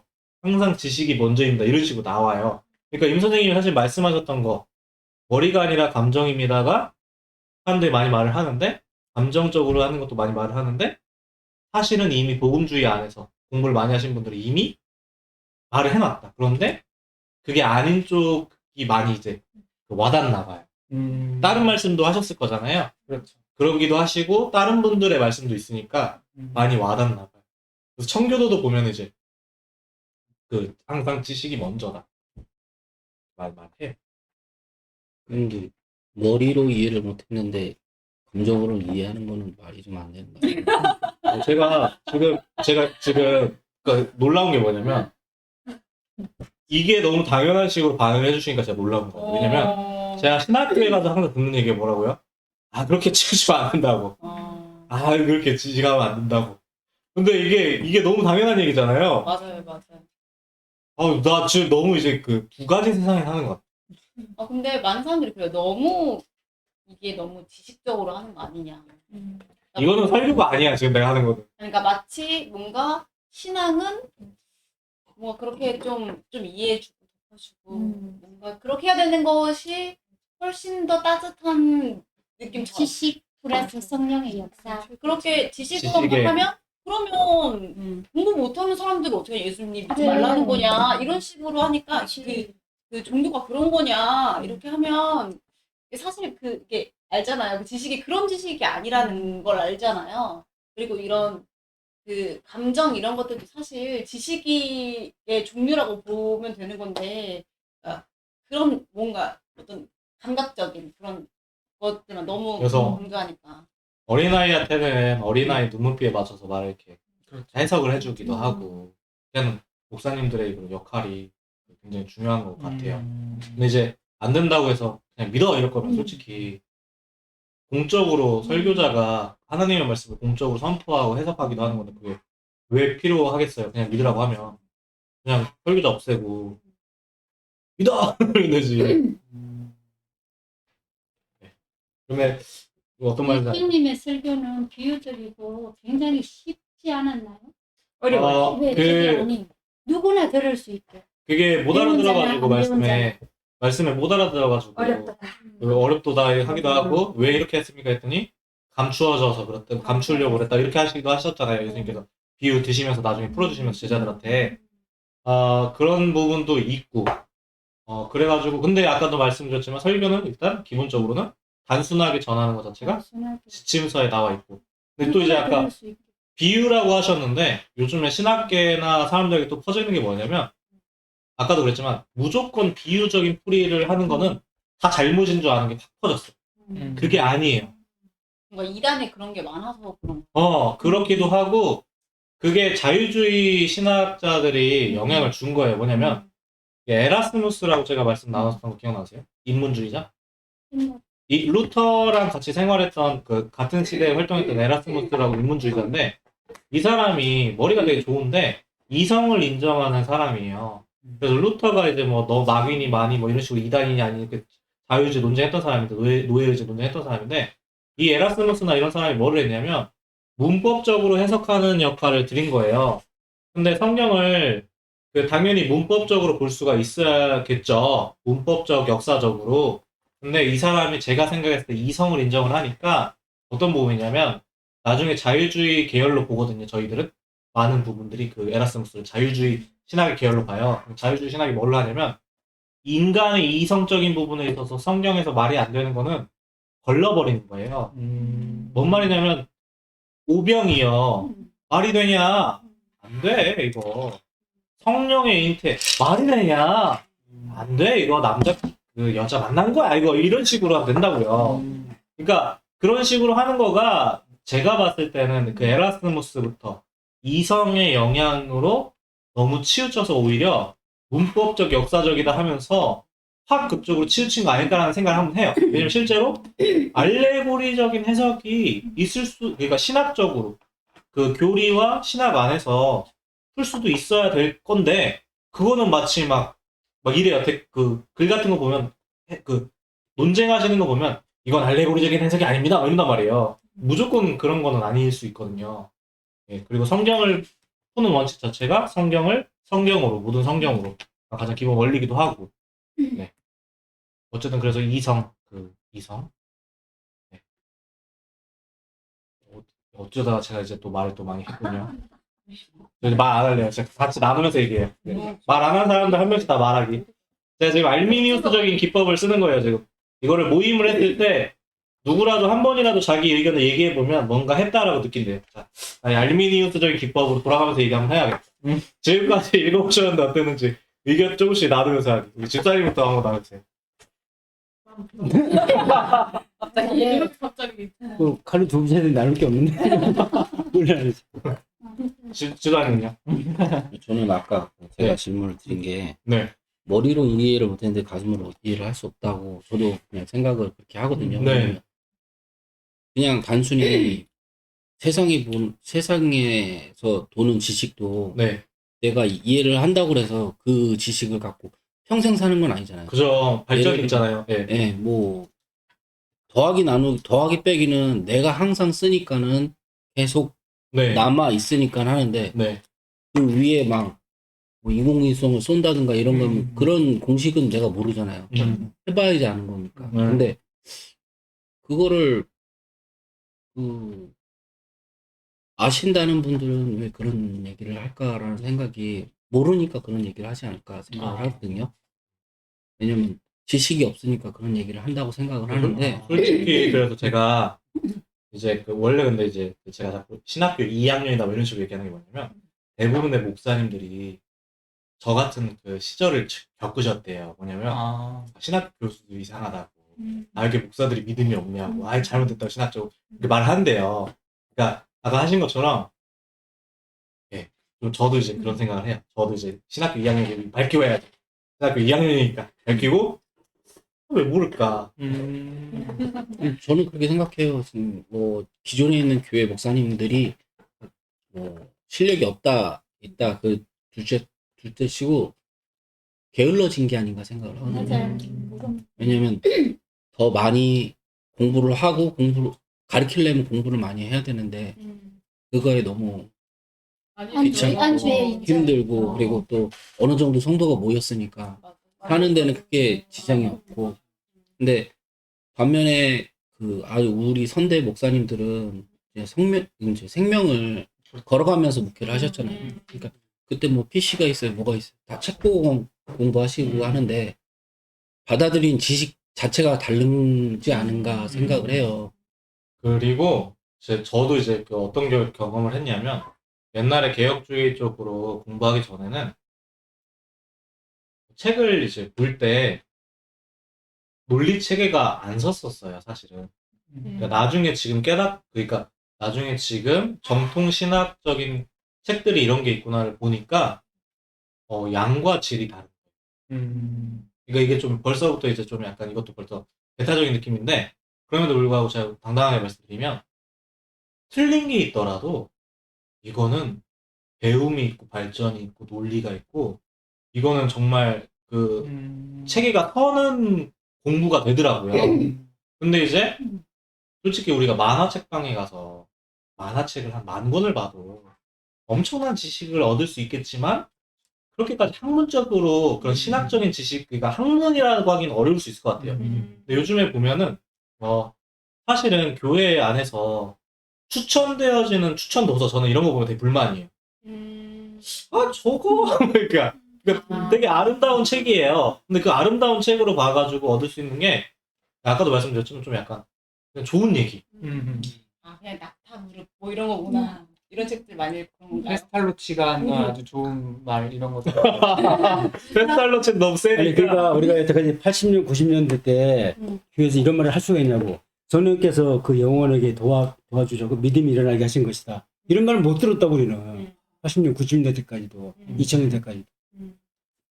근데 그렇구나.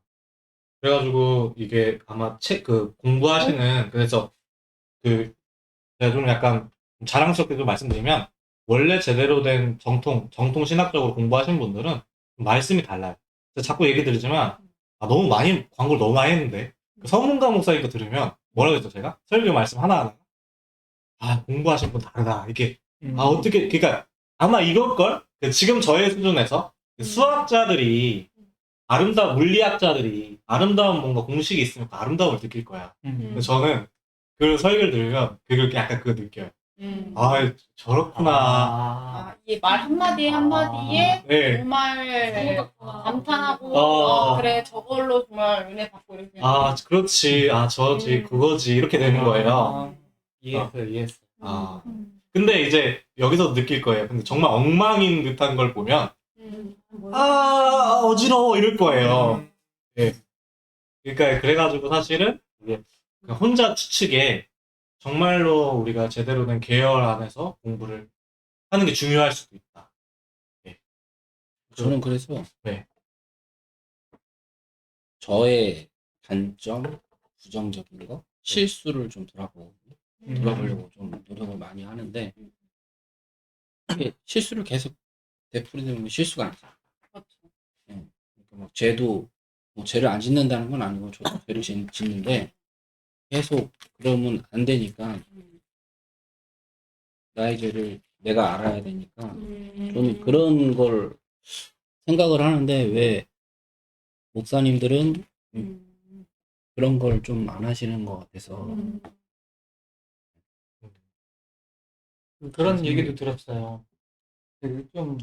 네, 방송이 있어서 함부로 얘기하기는 좀 그렇지만 제 방송 몇 명 보지 않아요. 걱정하지 마세요. 제가 제 방송을 보시면요 옛날에 어떤 조심스러워서 말 못하다가 점점 이제 튀어가는 걸 보실 거예요. 내 거 누구도 보지 않거든. 이런 게 있는 것 같아요. 아직도 목사님들께서 구약 시대 제사장의 역할을 대신하려고 하는 어떤 부분들을 가지고 있다. 그러니까 예를 들자면 이런 거예요. 신약 시대에서는 아직 모든 사람이 성경을 접할 수 있는 기회가 됐는데, 그러니까 종교개혁 이전에는 진짜 그런 성직자이신 분들만 성경을 읽을 수 있었고, 그런 사람들만 뭔가 해석을 하고 대중에게 이야기할 수 있는 이런 사람들이었는데, 그 구약 시대에서는 마찬가지로 제사장이 성막에 들어가서 하나님 말씀을 듣고 그것을 백성에게 이야기해주는 그런 사람들이 됐거든요. 근데 그게 지금 현대의 교회에서도 목사님 마치 뭔가 신적인 계시를 받아서 그 성경을 해석하고 그걸 일반 사람들에게 이야기해주는 그런 형태의 무언가로 많이 자리 잡지 않았나. 그런 게 대한민국의 교회에서도 꽤나 많이 자리 잡지 않았나 하는 생각을 많이 하거든요. 맞아요. 그래서 부흥을 많이 했지. 그렇죠. 근데 이게 제가 진짜 약간 그렇게, 근데 이제 좀 말을 하기가 되게 애매한 게 어떤 게 있냐면 근데 우리가 바른 거를 사실은 하려면 되게 말하기 어려운 것도 말을 해야 돼요. 사실 어떤 거냐면 약간 평양 그때 부흥 운동인가요? 그렇죠. 우리나라에 부흥 운동이 일어났다는 거 활동을 들어보면 말씀으로 전해졌다는 느낌보다는 기도하고 가서 말을 했더니 전해졌다라는 느낌으로 전해지는 게 많아요. 그렇죠. 근데 그런 거는 사실은 따져보면 사실은 우리가 그런 부흥 운동의 역사로 인해서 교회 선교가 이렇게 확 많이 이렇게 선교 문이 열리고 많이 발전됐다고 하는 거를 제가 부정을 하려는 게 아니라, 근데 은혜의 방편이라는 걸 한번 생각해 보면 그대로 멈추면은 안 되고, 근데 이제 우리가 기도로 이렇게 전해졌다라는 거는 장로교라면 한번 교리적으로 한번 생각을 해봐야 한다. 왜냐, 저희는 말씀이거든요. 말씀으로, 믿음은 뭘로 나고? 들음에서 나고, 들음은 그리스도의 말씀으로 해야 되는데, 기도로 전해진 상태로 그냥 그런 믿음이 퍼져버리고 끝나버리면, 이거는 약간 되게, 좀 안 맞아요. 근데 말이 되게 어려운 거예요. 왜냐면, 왜 조심스럽냐면, 우리나라가 그렇게 그런 은혜 받은 것처럼 퍼졌는데, 제가 지혜롭지 않게 말을 하면 뭐가 되냐면, 부정해버리는 것처럼 돼버리잖아요. 그러니까 이게 되게 진짜 지혜롭고, 아까 전에 그 설교자가 갖춰야 될 그 슬기롭게, 신실하면서도 슬기롭게, 신실하게, 사람들의 눈치를 보지 않으면서도 슬기롭게 전하는 그런 게 좀 있어야 될 것 같다는 생각을 개인적으로는 지금은 해요. 그래가지고 저도 이제 그 논쟁하시는 분들이, 싸우시는 분들이 조금 그런 부분들 한번 진짜 따지고, 좀 그런 부분들도 한번 신실하고 슬기롭게 한번 했으면 좋겠다는 개인적인 생각을 하고 있어요. 제대로 목사님 하려면 병들겠어. 진짜 공부를 많이 해야 되는 거. 아니 그런 걸 떠나서 아닌 게 눈에 뻔히 보이지만 그거를 안고 가야 되고, 그거를 아니라고 제대로 그냥 말하고 싶지만 말하지 못하고, 그거를 어떻게 뭘 이렇게 할 수 없다는 게.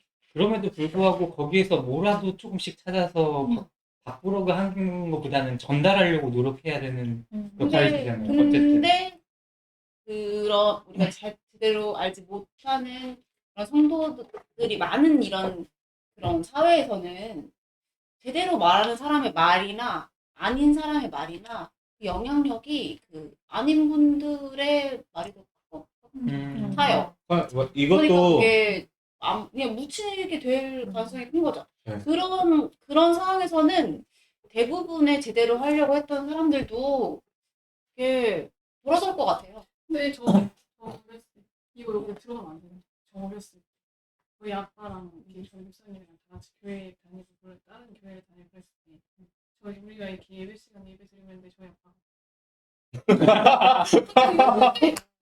저는 그때 나는 그렇게 생각 안 했어. 여기 천안의 교회 이제 잡으러 다니려고 했을 때 옆에서 아빠가 그래서 이러는 거예요. 예배 시간에 목사님이 얘기를 하시는데, 근데 저는 이런 모습을 봤을 때 약간 뭐랄까 시험에 든다고 해야 되나? 아니라 은혜가 안 되는 이게 좋은 모습은 아니잖아요. 나는 잘 모르니까 저는 그냥 다녀.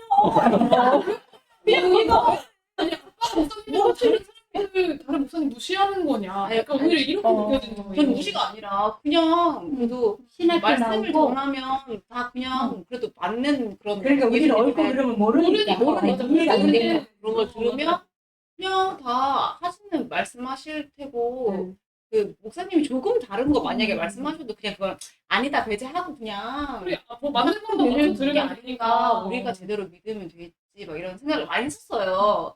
근데 근데 지금 와서는 이제 내가 잘못됐거나 이렇게 생각을 하지만 물론 그치. 그러니까 근데 그러면 그러는 게 아니래요. 근데 이제 모르는 사람들이 봤을 때는 충분히 이렇게 생각할 것 같아요. 우리를 보고서. 그치. 우리 그냥 그러니까 그 사람들의 마음에 저는 약간 이해가 가요. 목사님도 어떻게 완벽하냐 이렇게 그치. 하고 그냥 이렇게 했을 텐데.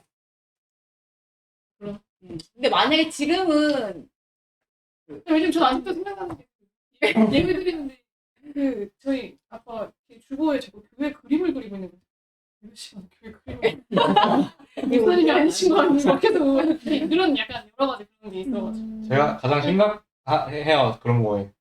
아직 수준이 안 돼서 어떤 거냐면, 아직도 기억하는데, 부흥이 어떤 말씀을 들었는데, 정말로 많이 이제 양보를 해서 회개하고 예수 믿어라. 이거를 교리적으로 따질 수 있는데, 따지지 않고 설교니까 일반적인 말씀이라고 생각을 해서 회개하고 예수 믿어야 된다는 정말 한 문장 빼고 1시간 동안에 그 한 문장 빼고 도저히 용납이 안 되는 말만 하고, 나는 그 기억이 아직도 너무 충격이야.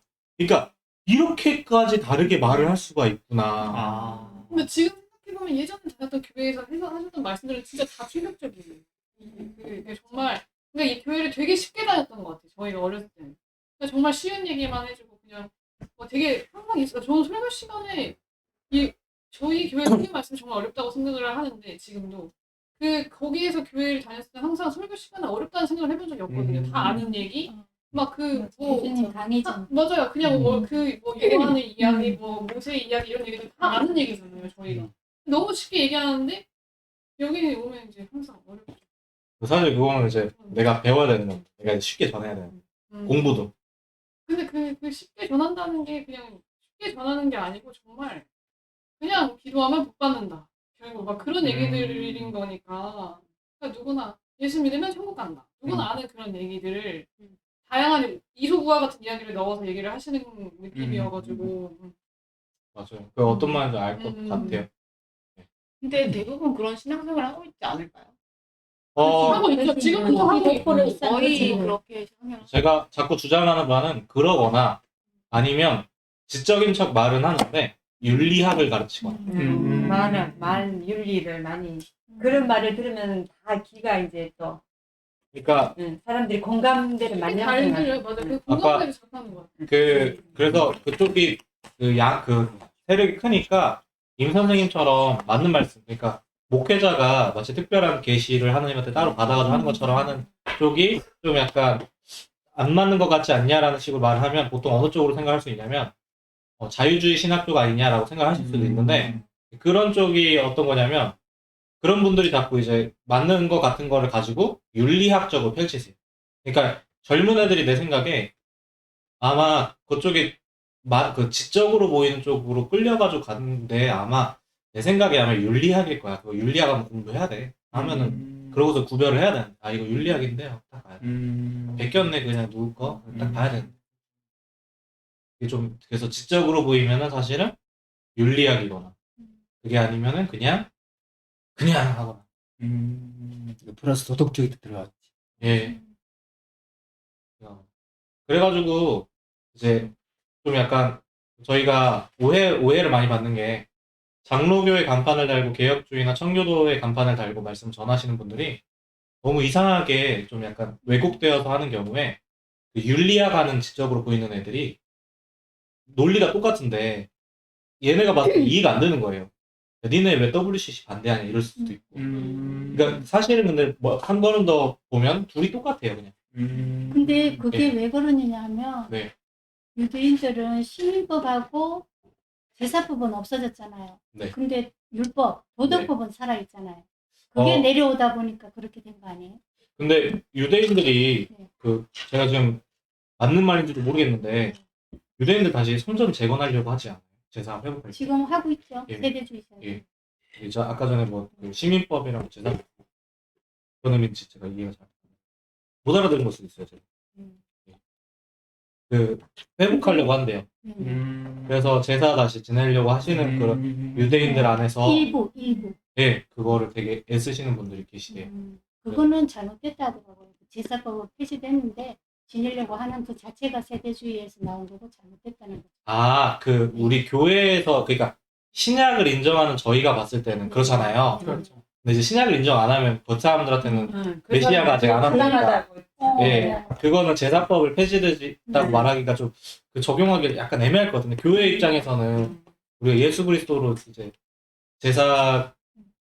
예수 그리스도가 제사장이시자 제물 되어 주셨지만 예수 그리스도를 믿지 않는 쪽에서는 아직 그게 그렇게 폐지됐다고 말해야 되나? 아마 유대교를 말씀하시는 것 같은데 유대교는 예수님을 선지자 중에 한 명으로 생각해요.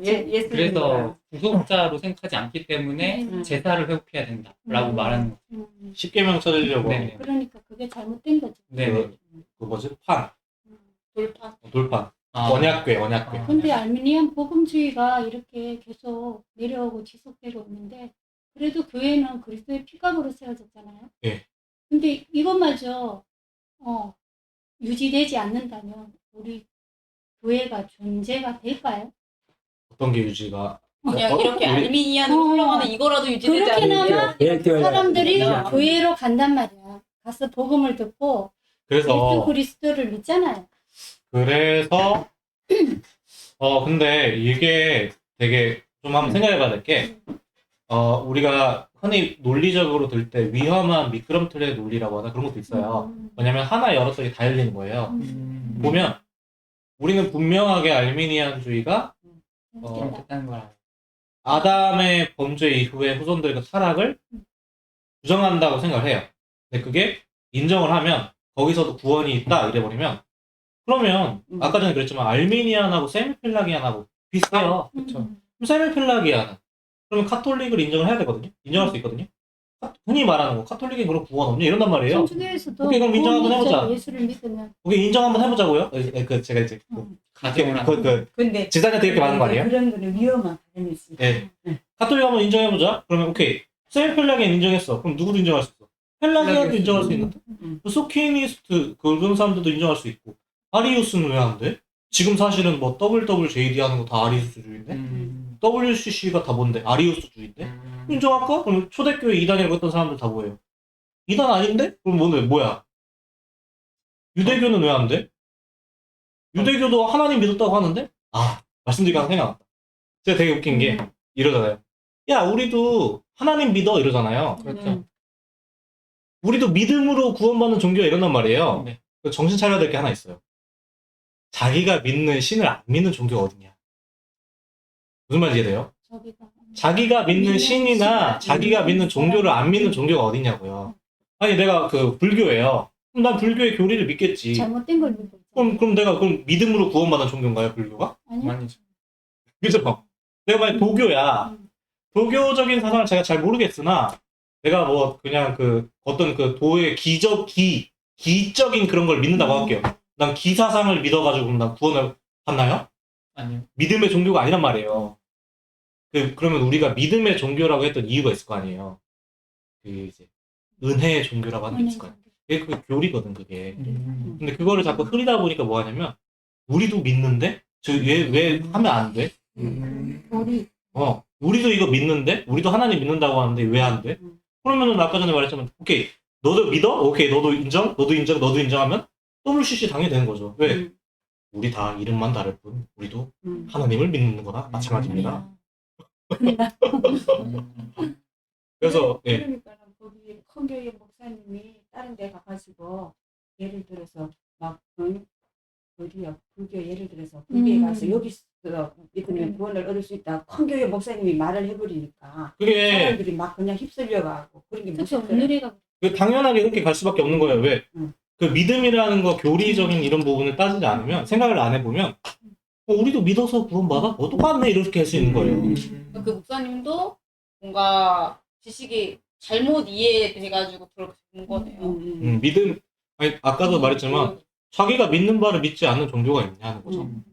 그리고 이 성경이 저기잖아. 다른 이로서는 구원을 얻을 수 딱 되겠는데 사람들은 딱 생각하기를 딱 들으면 저 사람은 이거 여기도 구원이 있다 저기도 있다 뭐 종교는 하나다 뭐 이런 식으로 하면 사람들이 또 그게 또 설계 들이난 적이 없으니까 자기의 지식 믿음 그런 게 없기 때문에 그쵸. 말을 딱 들어보고 저게 내 마음이 끌리는 거예요. 그러면 사람들이 그쪽에 휩쓸리고 그죠? 뭐라 그래야 되나 좀. 그냥 예수 믿으면 그래. 다 딱 거예요. 그냥 예수 이러니까 문제인 거야.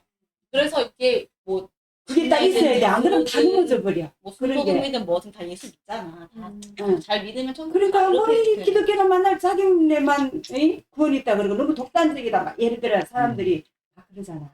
그럼 젊은 이제 대학생들 고등학교 때까지만 해도 열심히 신앙생활 잘하고 연구하고 대학교 가가지고. 근데 관용하고 상대주의하고 다른 거예요. 관용. 우리가 톨레랑스라고 하는 관용의 정신 같은 거랑 상대주의랑 다른 거예요. 상대주의는 나도 맞고 너도 맞고 모두가 인정을 하는 거고, 관용은 좀 더 이런 거예요. 그냥 그렇게 정말 이제 관용을 베풀다 할 때. 이해해주는 거 아니야 그냥? 예. 근데 그거를 상대주의처럼 하는 건 아니에요. 그러니까 주하고 다르죠. 예. 뜻이 다르죠. 저희가 그 절이 있더라도 원래는 절도 그냥 가서 한번 즐길 수도 있어야 돼요. 그러니까 그래. 제가 말을 오해로 받아주시면 안 돼요. 네. 설법을 즐기라 이게 아니라, 그 자연 하나님 예. 만든 예. 그 절도 한번 들어가서 돌아다닐 수도 있고 볼 수도 있고 예. 근데 이제 막 그 절이라는 그 건물이 이제 이거를 용서할 수가 없어. 그러면 안 돼. 내가 막 그걸 막 피켓을 들고 가. 이거 없애버려야겠어. 키 들고 가고 어, 그 십자군전대 어디가 있어? 솔직히 미워서 그러면 내가 터키인들 무슬림들 쓸어버리겠다. 이렇게 가가지고 막 이렇게 하면 안 된다고. 그런 공간에 그런 그게 있긴 있지 않아요? 공간? 왜냐면 우리도 기도할 때 보면 만약 예를 들어 여기 우리가 교회를 건축을 했어요. 그럼 이 공간을 가지고 기도를 하잖아요. 공간에서. 그렇죠. 그러면 거기가 그러니까 절이고 예를 들면 여기에 기존에 있는 마귀의 그런 것들을 무너뜨려야 되고 맞아. 밟게 하고 막 맞아요. 이렇게 이런 걸 그런 많이 게 근데 그게 아니라 아닌 거예요. 사실 제 생각에는요. 당연히 이제 그 바울이 옛날 제사 음식 얘기했을 때 그렇죠. 믿음의 분량 따라 이렇게 그렇죠. 한동안 했잖아요. 그 절에 가서 나는 정말 그런 걸 좀 신학적으로 잘 알아. 난 절에 들어가도 상관없어. 설법을 즐기지 않고 그냥 자연 경관 보고서 이렇게 할 거야. 그냥 그 정도 하는 거면 자기가 그냥 하면 되는데 만약 옆에 이렇게 절에 들어가요? 이런 사람은 안 가도 될 수도 있고 그런 사람 되는 거 아니야?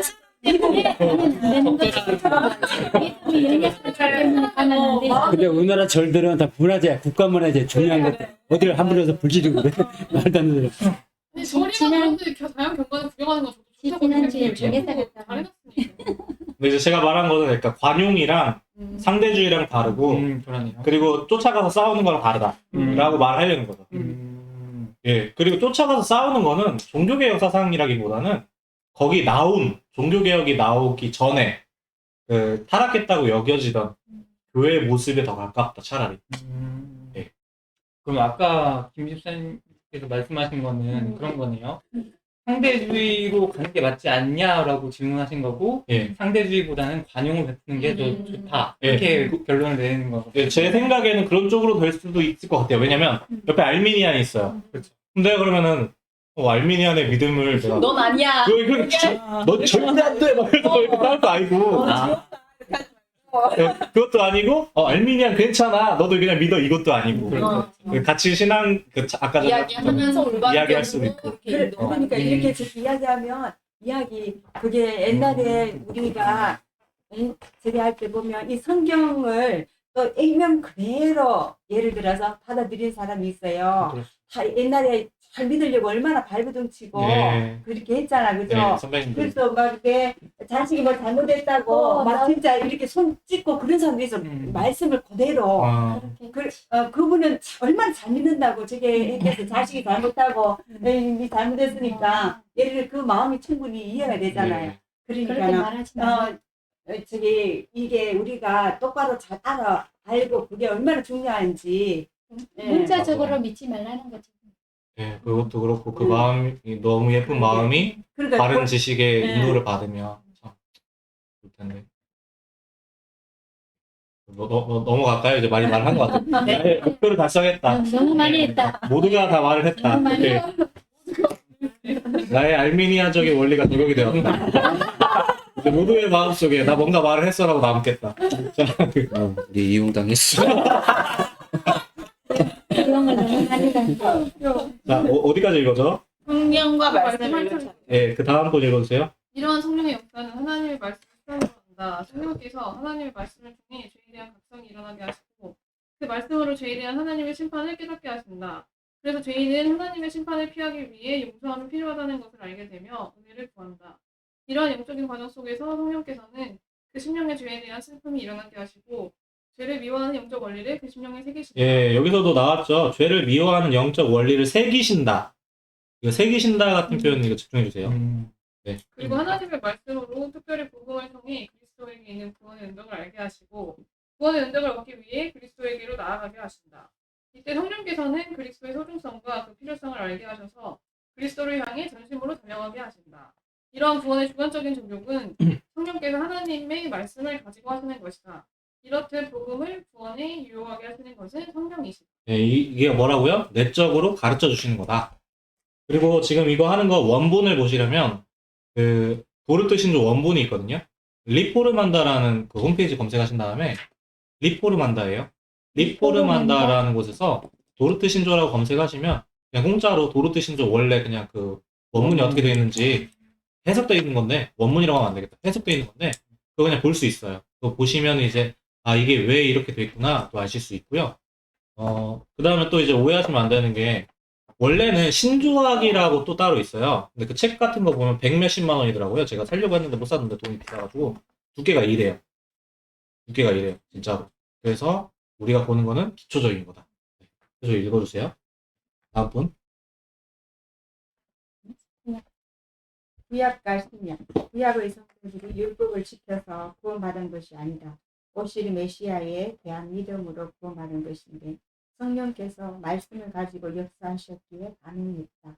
구약은 성령께서 하나님의 말씀을 가지고 영혼을 거듭나게 하시는 원리에 대해 말하고 있다. 다 같이 읽겠습니다. 시작. 내 하나님 여호와께서 내 마음과 내 정의 마음에 할례를 베푸사 너로 마음을 다하며 뜻을 다하여 내 하나님 여호와를 사랑하게 하소서.